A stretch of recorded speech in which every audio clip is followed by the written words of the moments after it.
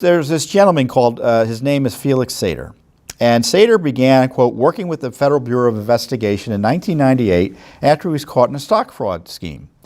Andrew Weissman was a supervising assistant U.S. attorney at the time, entered into an agreement with Sater in 2009 in an effort to get him a lighter sentence because of his cooperation. And just recently, this was all confirmed by the release of the court documents in this regard. Felix Sater was an FBI and CIA informant. He also worked for the Trump Organization. Why is this important?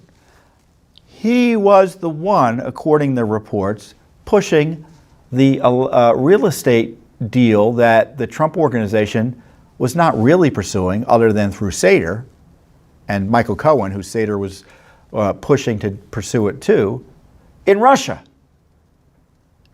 So when you hear that Trump was pursuing a real estate deal in 2016 during the election, well, Felix Sater was pursuing it. And he was an FBI, CIA informant. Doesn't that raise the question as to whether that was further entrapment of the Trump team? Certainly raises it with me. The media has made much of the fact that there was this idea bandied about in the Trump Organization about offering Putin an apartment in the proposed Trump-Moscow project. Guess whose idea that was? Wasn't pursued. Felix Sater. Guess whose idea it was to push for a meeting between Trump and Putin? It wasn't pursued, but it was Felix Sater, the CIA FBI informant. Isn't that interesting? Isn't that interesting?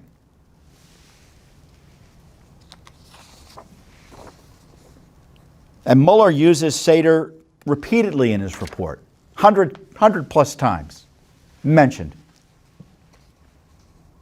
Doesn't mention that he was an informant, another material omission by the unethical Mr. Mueller. Now, Sater had been around Trump world for a long time, so he was probably informing on Trump forever. You know, and I tell you what, everyone says Trump is this, Trump is that. If President Trump had done anything illegal, it would have been pursued by now. Because he had an FBI informant working in his offices. You had the Mueller investigation with unlimited resources,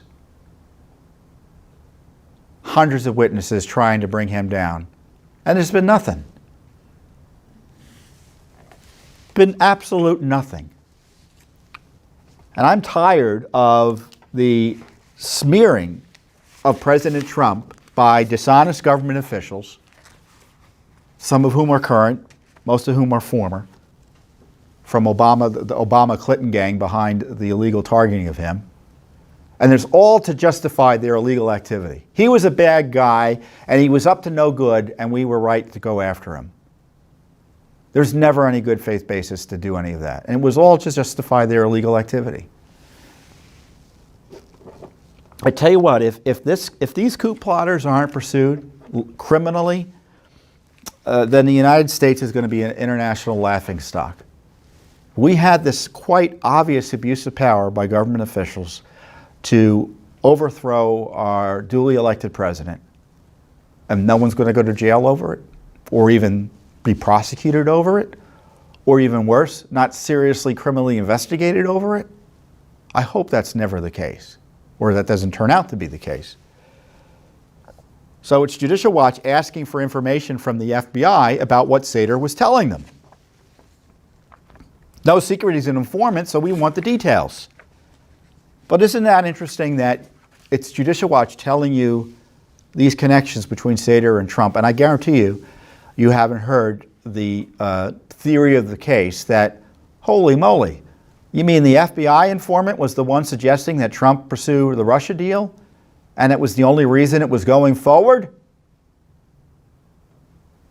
And it really wasn't going forward other than Sater's activity. Incredible. Boy, they were spying on Trump, in my view, 6 ways to Sunday, every which way they could. You had Comey spying on Trump. writing his memos to try to incriminate him. Unbelievable. So I'm looking forward to the IG report coming out. Judicial Watch has been front and center in putting pressure on the Justice Department, and I guarantee you the IG to get to the bottom of this, because they know Judicial Watch already has these documents out showing impropriety. The IG is necessarily going to have to follow our lead.